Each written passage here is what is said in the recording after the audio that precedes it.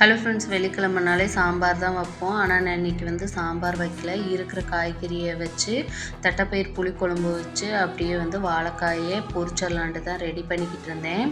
2-3 கத்திரிக்காய் தான் இருந்துச்சு, அதையும் கட் பண்ணி எடுத்துக்கிட்டேன். பெரிய வெங்காயத்தை கட் பண்ணி எடுத்துகிட்டு ஒரு சட்டியில் எண்ணெயை ஊற்றிட்டு சோம்பு வெந்தயமும் போட்டு தாளிச்சிட்டு அது கூடவே வெங்காயம் தக்காளி கத்திரிக்காய் இதெல்லாம் நல்லா எண்ணெயிலே வதங்கினதுக்கப்புறம் நம்ம வேக வச்சுருக்க தட்டைப்பயிரையும் ஊற்றிட்டு இன்றைக்கி புளிக்குழம்பு பொடி மட்டும் போட்டு வச்சுருந்தேன். தேங்காய் சோம்பு அரைச்சி ஊற்றி குழம்பு கூட்டி விட்டுருந்தேன். சில பேர் ஜீரகம் அரைச்சி புளிக்குழம்புக்கு ஊற்றுவாங்க.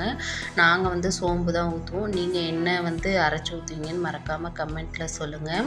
அப்படியே வாழைக்காய் பொரியலுக்கும் எப்பயும் போல் ஒரு சட்டியில் கடுகு உளுந்தரிசி போட்டு தாளிச்சு விட்டுட்டு வெங்காயமும் பச்சை மிளகாயும் வதங்கினதுக்கப்புறம் நம்ம வேக வச்ச வாழைக்காயும் ஆட் பண்ணி நல்லா கொஞ்சம் தண்ணி தெளித்து உப்பு சேர்த்து ஃபைனலாக தேங்காவோட சோம்பு நுணுக்கி போட்டு இறக்குனீங்கன்னாக்கா சூப்பராக இருக்கும்.